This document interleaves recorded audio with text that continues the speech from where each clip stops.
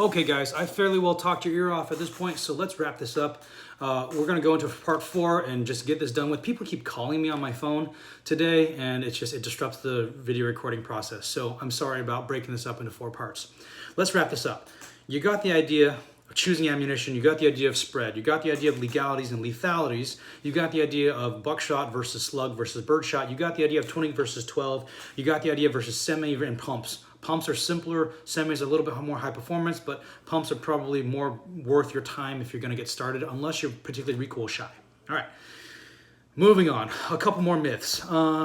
Sawed-off shotguns. Can you saw off your shotgun? Sure, you can, but there's laws in the United States that say you have to have a minimum of 18-inch barrel before you start going into special legal territory. We call these NFA items, also known as short barrel shotguns.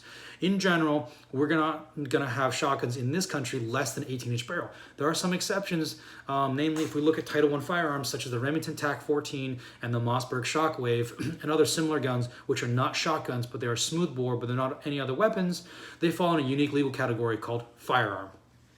So they can have shorter barrels, but they can't have stocks on them, all right? So stocks, this is called a stock, by the way. Stocks are very important for aiming the shotgun. If you're gonna be effective, you need to have a stock. So we're not gonna get into that bag of worms right there, or can of worms, about Title I firearms and pistol braces. That's up to you to figure out on your own. Meanwhile, let's talk about myths. Shorter barrels does give you more spread, but it doesn't give you that much spread. Longer barrels does give you tighter spread. For home defense, we probably want as short as we can get. You know, if you can get a 14-inch barrel gun, great. If you can get an 18 or 20-inch barrel gun, that's fine. Yeah, so choke, barrel length. You don't need to worry about choke for a home defense shotgun. Don't stress it. Open choke is fine. Just rack the slide and it will scare off bad guys. No rubber buckshot, no exotic rounds, no flamethrower rounds. Keep it simple, guys. Buckshot, one type of buckshot. The danger of this is manyfold. I'm not going to get into the details of it, but let's just give you an example. Let's say in this shotgun, I have the first round is blank, the second round is rubber buckshot, the third round is a beanbag, the fourth round is a wooden bullet, and the fifth round is a bunch of nails, and the sixth round is a stack of dimes, and the seventh round is buckshot, and the eighth round is a slug. Well, by the time the shit hits the fan, you're stressed out. Bam, bam, bam, bam, bam. How many rounds did you fire? Are you using deadly force or are you using physical force? You better consider that carefully. So for our purposes, keep it simple, under stress. You don't want to have to be thinking about what type of ammunition you're using. Don't mix your ammunition. Back in the past, people would commonly mix buckshot, slug, buckshot, slug, buckshot, slug. I do not recommend this. Keep it simple. You need to know what your gun does. It is a tool. Imagine if you picked up a hammer. It was a hammer, then it was a wrench, then it was a hammer, then it was a wrench. Are you using a hammer or are you using a wrench? Are you using a wrench as a hammer or are you using a hammer as a wrench? If it's a wrench, it's a wrench. If it's a hammer, it's a hammer. Keep it simple, all right? So, bad guys, if we're gonna use deadly force, they're not scared of you racking the shotgun. If you need to shoot somebody, you're gonna have to shoot somebody, racking the shotgun. Do it because you need to do it. Don't do it because you're trying to scare the bad guy. Does that make sense? You can rack the shotgun, you can load your shotgun. If you load the shotgun, that makes a noise and he runs away, good job. But don't do it because you're trying to scare him to make him run away, because what that's telling the bad guy is that you're not ready to shoot somebody. If you're not ready to shoot somebody, you have not emotionally processed, you don't know the legal ramifications, you should not be owning a gun, you should not be using a gun for self-defense. If you have considered deadly force, you're willing to use deadly force, you have met the threshold for deadly force, which we're not going to get into in this video, but if you have met the threshold for deadly force and you're about to use deadly force and you rack the shotgun and he runs away, smart bad guy, right? Cool. We're done with that myth. Let's talk about cleaning and maintenance. Guns, modern guns with modern ammunition can probably go a long time without a whole lot of cleaning.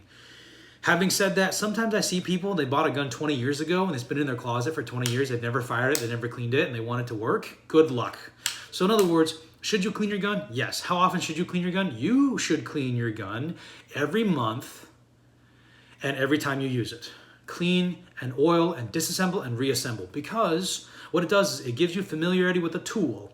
It gives you an excuse to pull it out and work with it, to practice loading and unloading it, to inspect it, and to review and refresh for you. You cleaning your gun and doing the necessary maintenance is about you, not about the gun. The gun will work for a long time, even if it's rusty, okay? Yeah, oil your gun, don't let it rust. But seriously, If you have good quality ammunition, leave the ammunition in the gun for a year maybe. You can use that ammunition, and then at the end of the year, shoot the ammunition and get some fresh ammunition and fill it with fresh ammo. That way you always know the gun is clean, oiled, functioning, you are familiar with it, and it's got good quality ammunition, which is gonna go bang, okay? How often do I clean my guns? My guns are set up for training, for teaching. We beat the hell out of them every single day. We shoot thousands and thousands and thousands of rounds at them every year, and I clean them only when they break. I really only clean them when they malfunction. I just keep on putting oil on them and then wipe them down when it's raining so they don't rust. I'll go probably 2 or 3 years,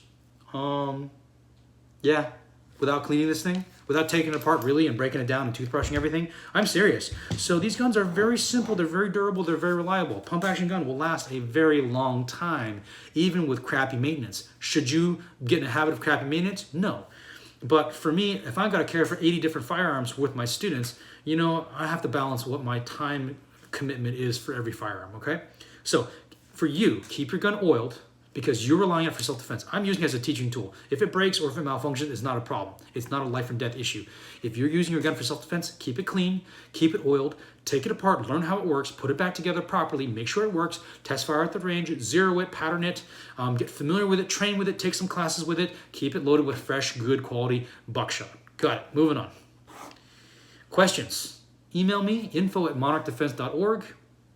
You can find the website, monarchdefense.org, info@monarchdefense.org. My name is Brian Wang. If you want to email me questions, if you want to join our classes, we have all kinds of classes every week, except for right now because we're on lockdown because of COVID-19. But still, we're doing our best to try and get customers the answers that they need, the training they need. So I'm working with students individually to set up smaller classes out farther, basically.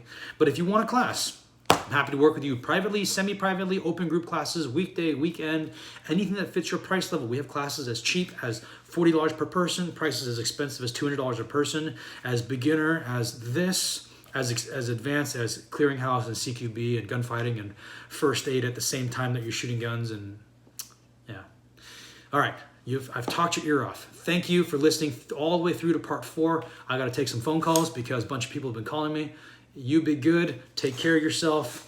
If you want to buy a gun, choose a good quality gun, choose some good quality ammunition, get yourself some good knowledge, learn how it works, be safe, take care of yourself, be responsible with your firearms. Ask me if you have questions. Signing off.